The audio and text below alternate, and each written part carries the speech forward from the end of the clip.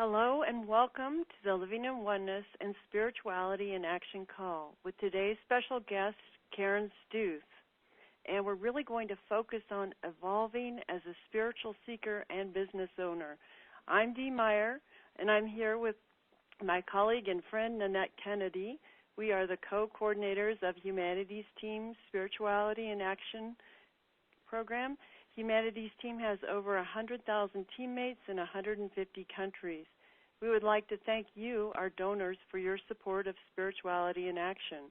Without your in-kind donations and financial nurturing, we would not be able to do our work in the world. We have access to many extraordinary speakers, and today it is our great pleasure to share with you Karen Stuth. Karen will be bringing in tools to create a life of love through realizing your connection with your higher source and God through creating a wonderful business practice. We will be covering what is possible when you learn to take spiritual action in business by making significant changes for yourself, all creatures, and Mother Earth benefit. Through the energy of oneness, we can create heaven and earth. And by using the knowledge Karen shares with us today, you will empower positive change to bring out the very best of you. We're going to go deep and cover as much ground as we can during this hour-long call. We hope to take a few questions. So if you're on the phone and have questions for Karen, please press 1 or 2 if you'd like to speak live on the call, or if you're on the webcast, you can enter your questions on the Q&A. Please give us your first name and where you're listening in from with your question. Now, Nanette is going to introduce you to Karen Stuth. Thank you, Dee, and welcome, everybody. Satyama is a passion project conceived and nurtured by Karen and Susan Stuth, sisters with a shared vision. Satyama was founded to offer tools to assist each of us to more deeply connect with and honor our true selves and our true nature, to increase our respect, compassion, and love for one another and Mother Earth, and to foster and cultivate our connection to something greater. Satyama supports the idea that spiritual nourishment comes in many forms. Satyama is dedicated to supporting those persons who work, whether through photography, the written or spoken word, music, art, jewelry, or any other medium, encourages and inspires us in our daily journey and personal evolution. Satyama offers experiential tools that can spark the divine within ourselves, supporting each of us to create the life we truly desire. Welcome, Karen. Thank you so much. I'm delighted to be here today with both of you. Awesome. Karen, one of the questions we like to ask everybody who comes on to these calls is, how did you find oneness and how did you get on your spiritual path? Well, let me talk about the spiritual path part first, because I think that our spiritual path begins in each lifetime when we draw our first breath, and we're always on our spiritual path. I don't think there's a time in our life that we're not on our spiritual path. Everything that we're doing is intended to and was planned by us and for us to move us down our path, whatever that looks like. And I know that many people feel like, well, I got on my spiritual path when this happened or that happened. But I think, that is a moment of a greater awareness or growing awareness that there's something else going on out there, or there's something inside us or around us or that we're a part of that we just at some point, many of us become more aware of. But my own opinion is that we're always on our spiritual path, and everything that's happened to us in our life brings us up to this moment. And 10 years from now, we'll look back and say, well, everything that happened between now and then, between 10 years back and now was intended to bring me to this moment. So I don't think there's a time in which we're not on our spiritual path, if that makes any sense. As far as... It does make sense. As far I was as, going to say, go ahead. No, please, finish. I was just going to say, when people have asked me this question, I say, I believe that we're on the path and we have pivot points that, put us deeper onto the path. So I'm in agreement with what you just said. Well, and I don't think there's any one path. I mean, everybody's got their own path. Everybody's got their own journey. I do believe that we're all headed toward the same destination, but each person's life journey is different. Their path is journey. There's no two paths or journeys that are the same, nor are they meant to be. So, there isn't one way, and that was actually the idea behind Satyama when my sister and I decided to found the company.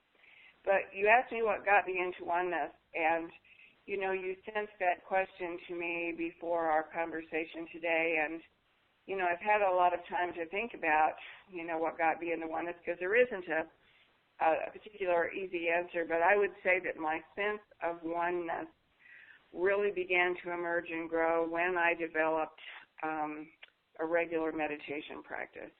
And it is that act of actually not stepping away from yourself, but to me, in meditation, we pull ourselves back into our body, and I think we tend to walk around in a sort of disconnected from ourselves state a lot of the time.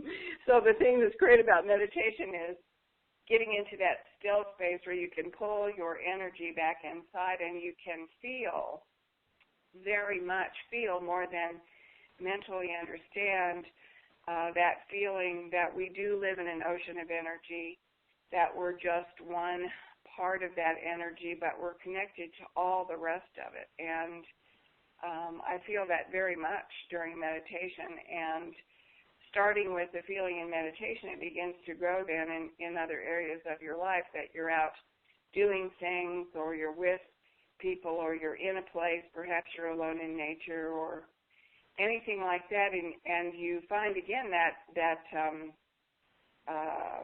vibrational sense, that energetic sense that you are a part of everything that you're seeing and touching and feeling, and things that you're not seeing and touching and feeling, that you're just part of the big energetic ocean that you're standing in. And then I began a practice of just trying to pull my awareness toward that when I was, out in places, such as in an airport. I use that technique all the time when I'm waiting for a plane. That's a good use of the time. Yeah, it is. Well, Dee and I were talking the other day, and I can't remember even how we came to meet, but you've been a partner with Humanities Team for several years now. Do you remember how you first came in? I don't. Excuse me, I was invited to plan the first Global Oneness Day at Steve Farrell's house. I think that's when I met you guys in person. Yeah. But I knew of Humanities beforehand, and somehow I had communicated with him about it. I wanted Satyama to be a part of that. Well, we're glad you did, and now that you mention it, I can actually see where we were all sitting in Steve's home. So, thank you for clearing that up. Yes, it was downstairs. Yeah, that was a great meeting. Yes, that it was. Yeah, I remember that too. Karen, you have been just a gift to all of us here at Humanities Team, and what I find fascinating is that you are this highly experienced marketing research and a professional, very much a professional. How do you describe oneness? It probably looks different from how I might explain what oneness is. Well, to me, oneness is the disappearing of the self and the realization that we're just a part of everything else that's going on out there. It is it is a willingness to lose your individual identity in favor of the idea that we're literally connected to everything around us and every person and every being, but more than that we coexist together, that, our destinies are tied together, and so if something is happening to, any part of that energy, that it's also happening to us. and we can't disclaim responsibility for the earth or the people on it, and then still say that we believe in oneness. You know, a problem out there isn't somebody else's problem. Right. So how do you apply oneness in your work and in your life? So well, I want to take it down to just kind of the simple basics so that other people that are professionals and trying to create their own business, how this might affect them, how they might change their thinking about things. Well, I do try pretty hard and pretty often to put myself in other people's shoes as often as I can. And if somebody whips around me in traffic and then steps on their brakes right in front of me, I instead of being furious, I say, well, they must be in a hurry to get somewhere. Maybe there's an emergency, or perhaps they didn't realize, that my car was here, or something like that. That I really try hard to put myself into other people's places and try to see their viewpoints. And that's not always an easy thing. I have to say I'm better at it sometimes than others. Sometimes I just think, what are they thinking? But I try to remember that whatever is happening to them, somehow has something to do with me as well. And knowing that we share that energy, that I can share my energy with them as well, and perhaps make things, a little bit different. And that, I think, opens up communication and dialogue in business that might not otherwise have been there. If clients have an issue or a problem, or they want something that feels difficult to deliver, it's still fine to say no, or I can't do that, or we need to bill extra for that. At the same time, knowing that I'm doing the best that I can in my integrity, and if I'm in integrity with them, that they'll be in integrity with me. So trying to bring a greater awareness to any of my business relationships, encounters, and conversations, I do think has really helped. I really do. I think that I have a special dialogue that I might not have as a result of that. Can we talk a little bit about your business in case people haven't been to Satyama? Maybe just give an overview of what you do at Satyama. I actually have two businesses, and one of them is Satyama. I also have a market research company with 3 partners. And as usual, I have other irons in the fire as well. But Satyama is my true passion. And you guys asked me for a bio beforehand, and it's hard for me to write my bio because I feel so diversified that I have different bios. I have one for my market research business, which is completely different than when I talk about myself with Satyama. I really prefer to talk about Satyama and not me. Satyama is a company that my sister Susan and I decided that we would start back in 2008, and it sort of began like this. We said, well, let's put together some sort of blog that brings together spiritual tools and spiritual talent and ideas in one place, because people are really trying to open up to a greater extent. People are often asking us, what should we read? What should we do? I don't know how to meditate. And we wanted to, be helpful in that regard. So we thought we would just start this little website that had stuff on it. And we only had 2 requirements for putting anything on Satyama. And one was that it came from the heart. It had to come from a place of love. If we felt that it didn't come from a place of love for some reason, then we elected not to put it on our website. But the other part of it was that we wanted it to follow the idea that we have, that there is no one path to increasing your spirituality, to growing yourself, your spiritual experience, your the presence of divinity in your life. And so we said we would put any idea up there that was not exclusionary. So if the idea or theology said, this way is the only way, my way is the only way, then we wouldn't put it on Satyama because we just don't believe that's true. And so that was our two-pronged test for content. And we began by, assembling a lot of blogs and articles, and eventually we said, well, let's just, put up a little online store. It's probably where we really got in trouble. I do think there's going to be a special place in the afterlife for people that had websites that included shopping carts because they're just a lot of work and a lot of trouble. But we did decide, for whatever reason, that we would do a little online store to try to cover some of our costs.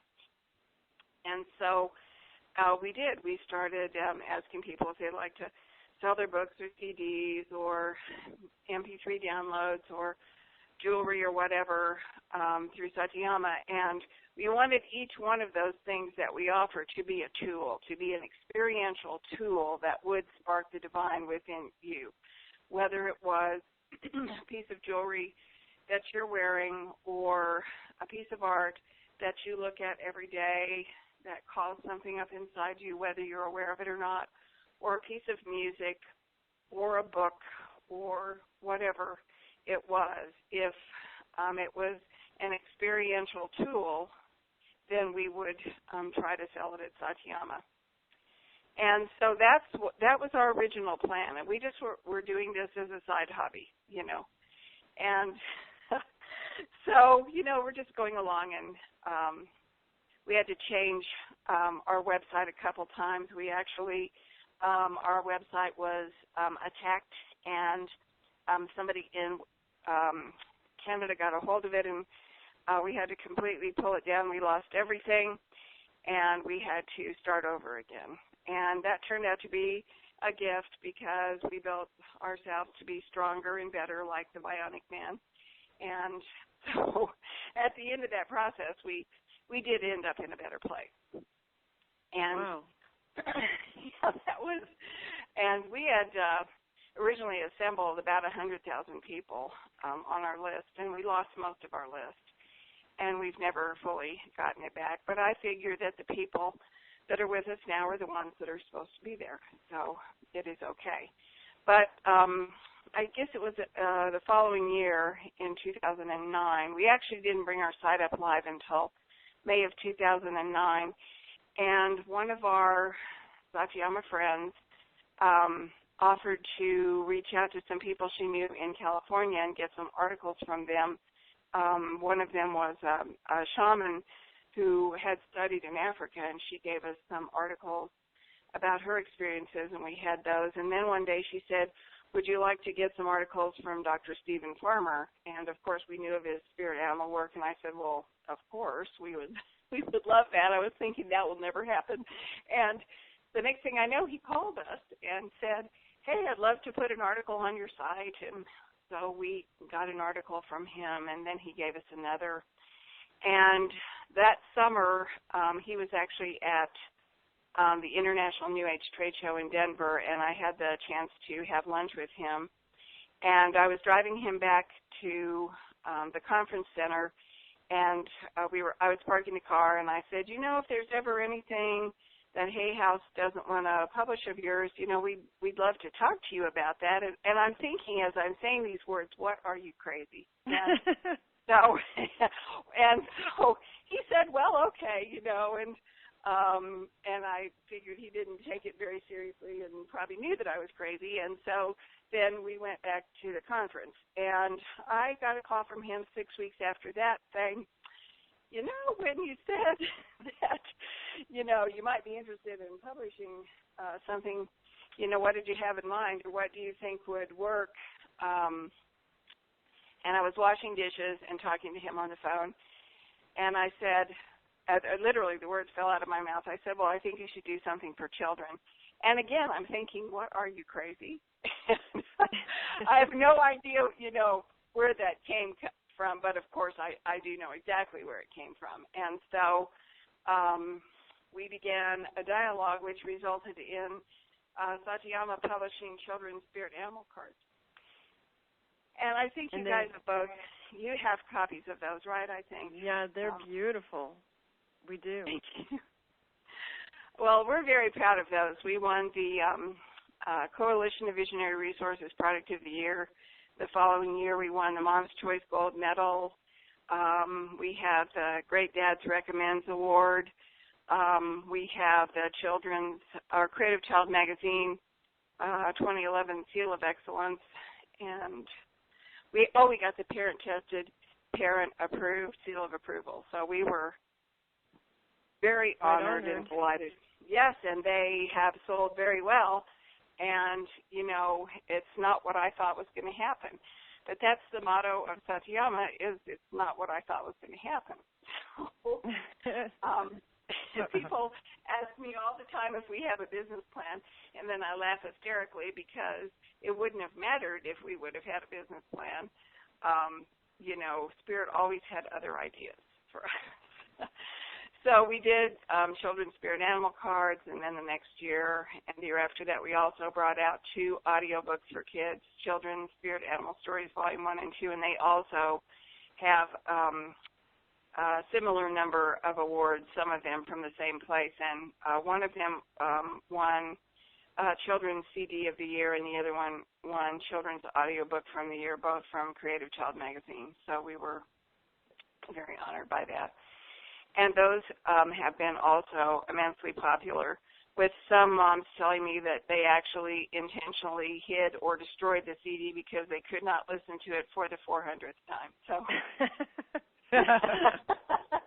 yeah, they just said, you know, they're just great stories, and I hope I never hear them again because we can't go anywhere in the car, but that has to be playing. So that actually makes me laugh. And then we did an app, you know. Of course, I'd never published anything, and then I'd never recorded an audiobook, and I'd never done an app, you know, for iPhone, and we did all those things. And we also did some other things. We have a meditation CD by Eva Blacktail Swan, who is a Cherokee medicine elder who lives out in East Colorado, and her 4 Journeys CD that we sell is so different than anything else on the market. Anyone who loves guided meditation journeys should have a copy of this. There's just nothing like it, and it has the marvelous, incredible music of native flute player Marina Ray. And again, we were just so gifted that she was willing to give us that music for our CD. Everything just kept showing up like a gift, and we also have a music CD called Safe Passage by Trina Bronk, whose voice is so transcendent. Again, people just, you know, literally wear the grooves off that thing. They are songs for people in times of transition. And then we published another deck of cards, Turtle Wisdom Personal Illumination Cards, which followed Donna Denome's wonderful book, Turtle Wisdom, and that was the last thing that we brought out until this year. And finally, after I said, I will never publish a book because I don't know, you know, anything about that, and I didn't know anything about all those other things, we published a book. So whatever I say what we're going to do or not do, Spirit always has other plans. And I would say the one thing that I think that we're good at is listening to that. We're listening to the things that show up and not taking them for granted. So now we have a children's book, How the Trees Got Their Voices by Susan Andra Lyon, and it is just a magical book. So that is a very long answer to your question, but that's, you know, kind of how we got started and what our journey has been. We have evolved into a website that does have a blog. It does have a set of articles, rather, and we do have a lot of free meditation downloads, and we do have, you know, quite a few products. Although we are dialing down our shopping cart, we're dialing down our store to be fewer and fewer things of other people's and more the products of Satyama, because now we have quite a few. So by accident, we became a publishing company. I want to just break in here and say, if you're just joining us, you're listening to Karen Stuth, co-founder of Satyama, and my colleague Dee Meyer is here also. My name is Nanette Kennedy, and we are the co-coordinators of Spirituality in Action program. One of my questions for you, which you've already answered, which I love the answer, was what is your creative business process, and you've more or less shared that. And I wanted to bring in give you the chance right now to give us your web address. I'd love to. We're at www.satyama.com, and Satyama is spelled S-A-T-I-A-M-A. And Satyama, to my knowledge, is not a word. It's a word that we made when we were trying to decide what we were going to call our company. We ran through just so many possibilities, and we would think of these cool names, and then we'd look on GoDaddy, and they wouldn't be available. And I am not kidding when I say that we must have looked at maybe 1,000 different things, and over weeks and months, and we were pretty frustrated. We didn't know what we were going to do. And a good friend of mine, a woman, Catherine Rosick, who has been a significant spiritual teacher for me, asked me one day, what's your favorite word? Well, I don't think anyone has ever asked me what my favorite word is. They might have asked me what my favorite food or color is, but not my favorite word. And I said I didn't know, and she said, well, you need to think about that, or maybe what is your favorite word that, holds spiritual energy for you? And I said it was the word Sat. And the word Sat is one of the holiest words in Sanskrit. And Sanskrit, every word of Sanskrit is a spiritual word. It is itself a sacred language. But the word Sat has a whole bunch of different meanings. It translates as being, as truth, as self-awareness, as reality. It means your essence, your soul, and it refers to the ultimate reality. And it's also considered the self-conductor of everything. That's why many Sanskrit mantras start with the word Sat. So I, came back to her and I said, well, I guess it's the word Sat. I mean, that pretty much says it all. And she said, write it down. So we wrote it down, and then she said, well, what else do you want the company to really be about? What do you want this project to be? And I said, well, I want it to be about our connection to something greater than ourselves. I want it to be about connection fundamentally. And so we together decided on the I am, coming from the I am that I am, words that God called himself to Moses, and also the I am presence of whatever is divine in you. You carry that inside you. Your I am is your sense of self that embodies the spark of the divine. And so she said, write it down. So then I had Sat I am, Satyam, and she said, well, what do you think about that? And I didn't feel that it carried enough feminine energy, and so we added the ah at the end, and then I realized we had 3 times the ah sound, Satyama, and that is the activator of the heart chakra. The ah sound is one of the first sounds that you make when you're born. It is one of the true vocalized sounds, and so when you say the ah sound, it does open your heart. So 3 times your heart is opened when you say the word Satyama. Wow. I heard Wayne Dyer one time speak, and he said that every name for God or a religious, or not necessarily religious, but spiritual leader has that awe sound in it. And just hearing you talk about, and just hearing you talk about the creation of that name, I find very fascinating, because I was going to ask what that word Satyama meant, but you just took those words right out of my mouth. I'd like to bring in a question from somebody who's listening via the webcast, if that's okay with you, Karen. Yes, absolutely. Okay, this is Star from Mexico. And the question is, how does a business owner increase the spiritual quotient of an existing business? Well, I think that, a business carries the energy of the people that work there, that founded the business, that are part of the business every day.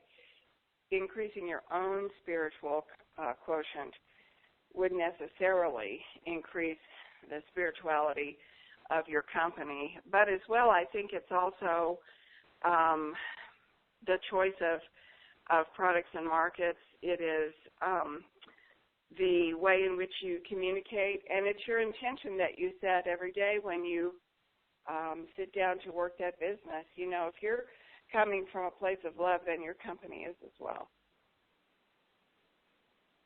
When I used to run restaurants for a living, managing them, and I've been on my spiritual path forever, old as dirt.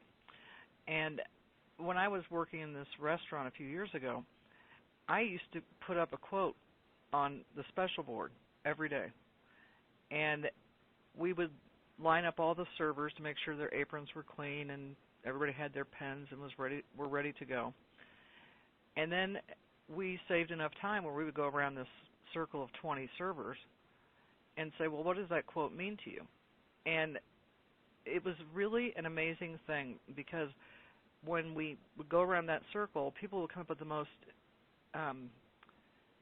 poignant thoughts about what it meant. And then I would ask them, well, how can you take that out onto that floor today? That feeling, that thought. And we actually ended up becoming a very, I wouldn't say that the group would have called it spiritual, but from my angle as a manager, it became a very spiritually grounded operation, and it helped us keep in balance, which is leading into my next question for you. As a business owner, hours are long, and not everything goes according to what we had planned. And I was wondering, how do you find a balance in your business, and in your personal life, and keep things, just in a balance? Well, even in my corporate life, since 1995, I've actually had the privilege of being able to telecommute or work from home.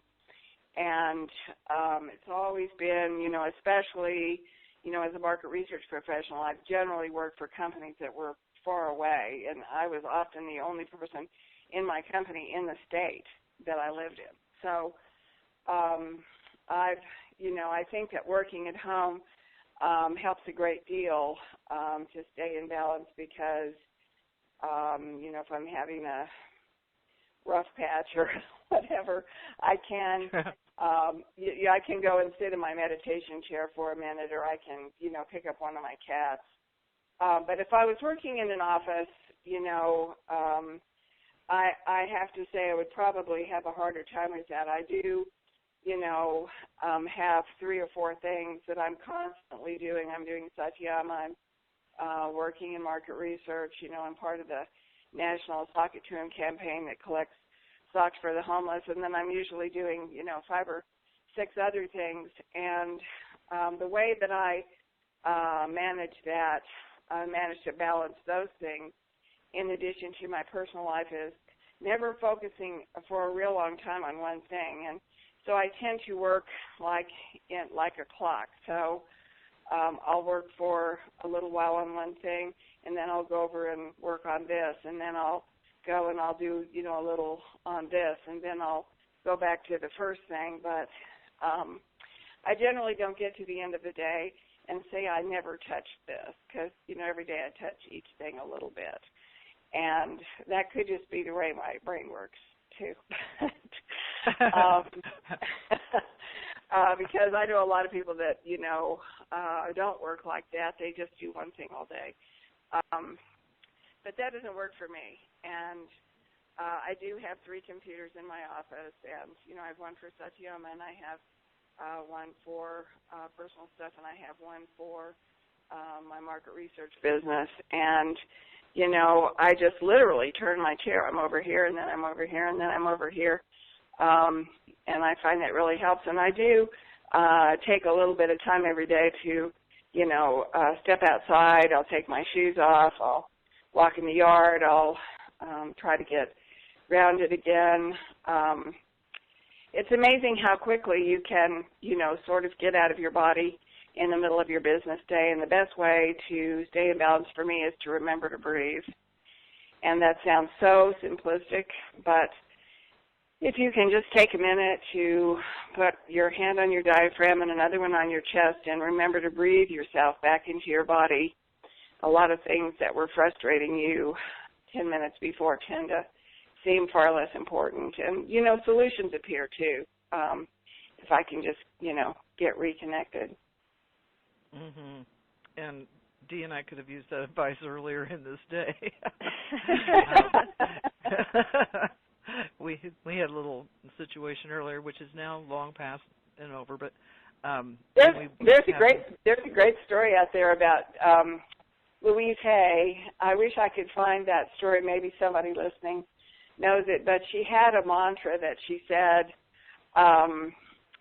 when there was an unsolvable problem would appear. You know, she didn't start Hay House until I think the end of her 50s or even in her 60s. She was, you know, definitely late in life. She started Hay House, and when something would happen, an unsolvable problem or something that it seemed was not going to be surmounted, she would say a mantra, which was pretty close to, you know, every problem has a solution. This problem has a solution. I now have the solution to this problem. And she would just work on it that way for 20 minutes, and, you know, generally the solution would appear. And so I always try to remember as well that every problem really does have a solution, even if it's not the solution that we want.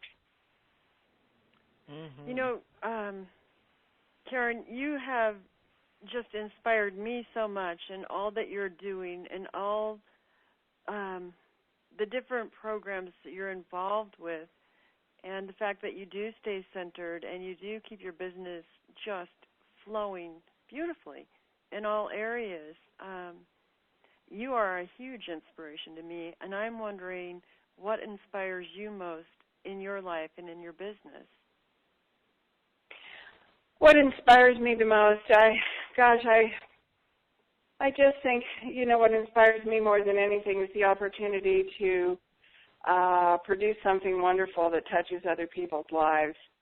And a while back, I don't remember what year it was that we put together our meditation videos. We have two visual meditation videos. One is about connection. I think you guys might have had that one on your Humanities Team Global Wellness Day. And the other one is about love. And when we put together our love video, which was the first one, and it's very short, and it's just, you know, some words that I wrote, and we were once again gifted some, you know, the use of some music, and we found some beautiful photographs we were allowed to use. And we put that up on YouTube, and I had a email from a woman about 20 days later who said that she had actually planned to take her life, and then she saw that video. Oh I can only tell it. I know, I can still barely tell that story, but, you know, what inspires me the most is, you know, helping other people, I think, and just feeling like that we produce something beautiful and something that wasn't there before. The Children's Spirit Animal cards, I'm so proud of those paintings by Pamela Anzalotti, just a phenomenal illustrator from Texas. My gosh, we just couldn't have found anyone better to do those drawings, and that was inspiring. And then the stories we got back from parents saying, my gosh, you know, my kids always have those cards in their hand, and when they have a problem, they'll get the cards and they'll draw a card and we'll talk about it, and they're so changed. And the Trees book that we just brought out, that is just, that is a great gift that came into our lives. I feel privileged to have been able to publish that book. So what inspires me is just, the opportunities that are presented to us and knowing that they're really touching people's lives.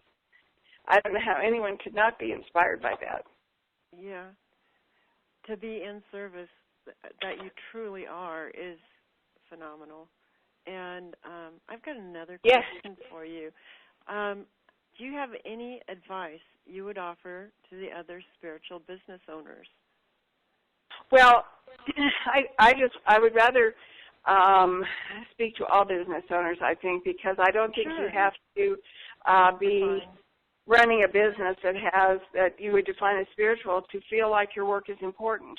In the idea of oneness, everything that we do helps and touches someone in some way every day. Every job is important.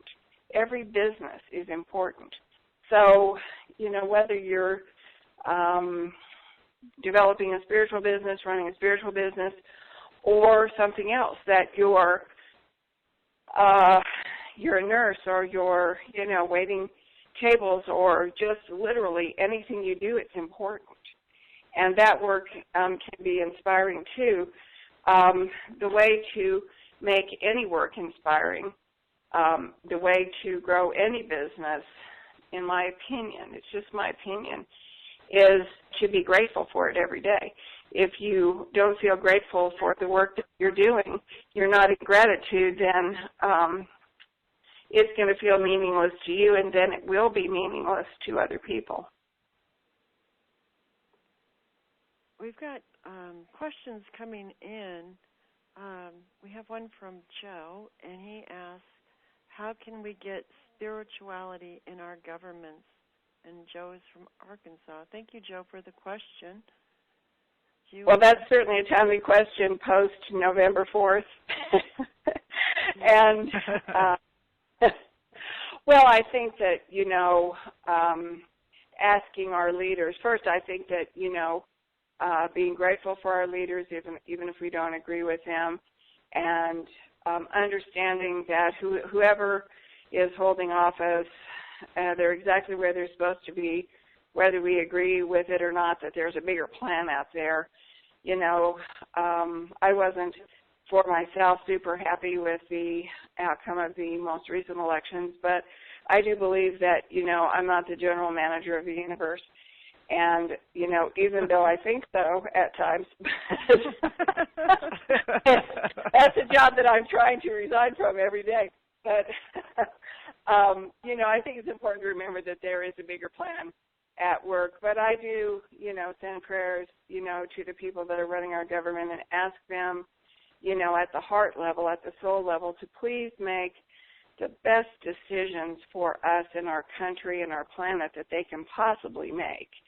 And, calling upon them to be a better version of themselves every day, I think is the best way to get more spirituality in our government, rather than critical or harsh words or harsh thoughts, because those are just going to come back to us. We're just going to get more of that.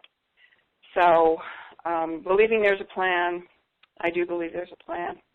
It's, not, I don't think, the plan of the universe is something that I'll ever really get to look at the blueprint of, but I try to live in trust and faith, and I try to ask those people to, call upon them to be the best version of themselves on our behalf that they possibly can.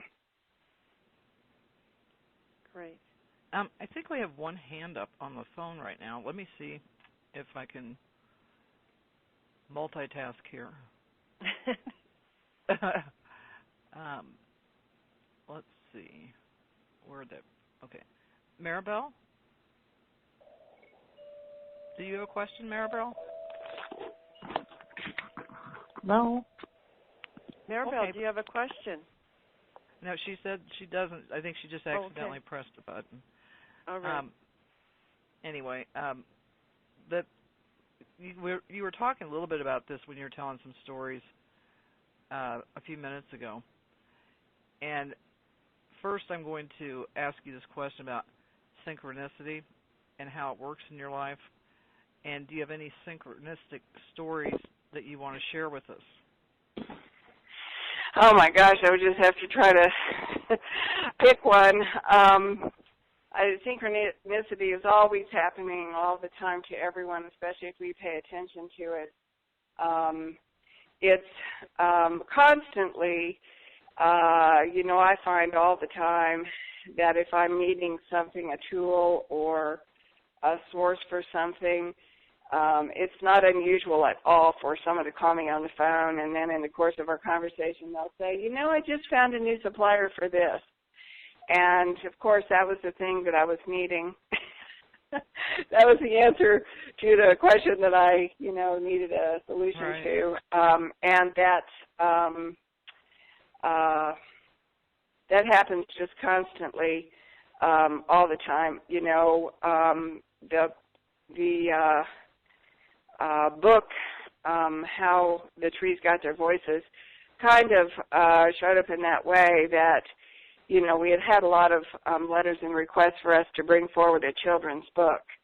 And, we have people that submit manuscripts all the time, just constantly, but nothing had really rang my bell. And so I finally just asked the universe to please, show me a book that would be the right thing for Satyama to publish. And we've been carrying the works of Sue Lyon. We have her transcendent card decks and her keychain affirmations, and they just are such popular items we can barely keep them in stock, and I'd always loved them. I'd loved the art of them, and then just by chance, I ended up at a meeting at her house, and she said to me, I just wrote a children's book.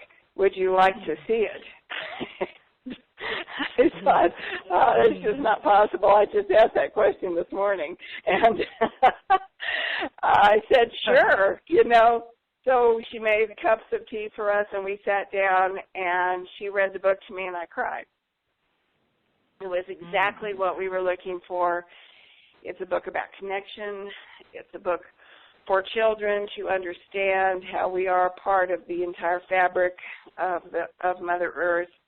It's the story of how Mother Earth gave the trees their voices and the connection of all the animals and plants and beings on the earth. It was exactly what I wanted, and would never have imagined that was the place we were going to find this incredible book. And when she got done reading it to me, she said, she still remembers, she said, I read the book to you, and there were other people in the room, and then she said, and nobody said anything, and I thought, oh boy, it's really not good.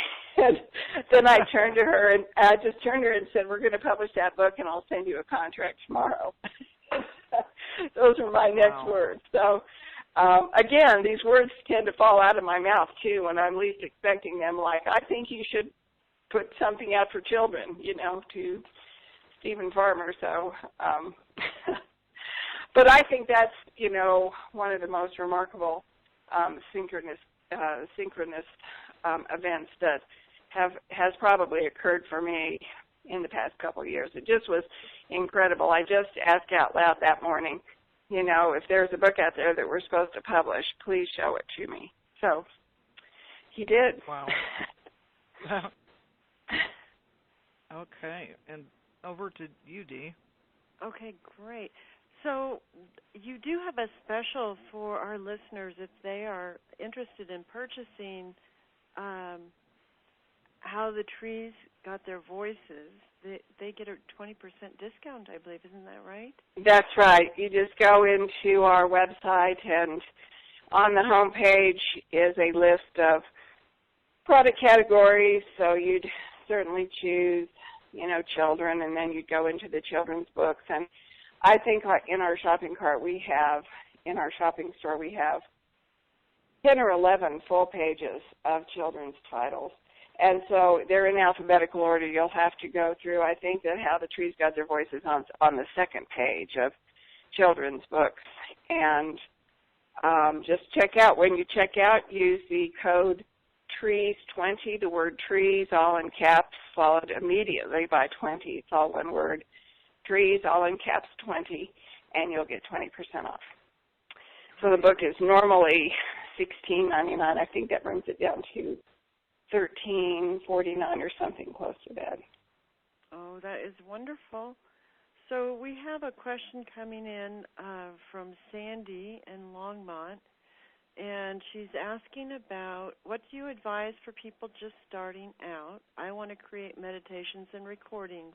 Do you ever take on new spiritual meditation artists?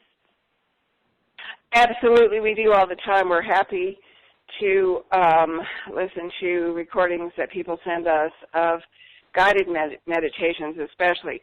I love guided meditations, and I record a lot of them myself because I think it's a great way for people who have that fear of meditation to begin to understand meditation and work toward meditation themselves that's not guided. The thing that's very special about guided meditations is you're following the voice of the person who's leading you through the meditation and not realizing it. That takes you out of your head, that people don't realize, gee, I've only been listening to you and I haven't been thinking. And so it's a great way to begin to learn and understand and experience meditation. So I love guided meditations, and especially people often send us files that we give to our subscribers for free. Oh, cool. Well, wonderful. So how do they do that, Karen? How should they contact you? They can just email us at customerservice@satyama.com. Okay. Well, that's generous of you. I'm sure that you just made Sandy's day. We are coming up to the last 10 minutes of the program, so I want to make sure that we are getting to all of the information. I need to reserve the last 5 minutes of this call to give our upcoming announcements.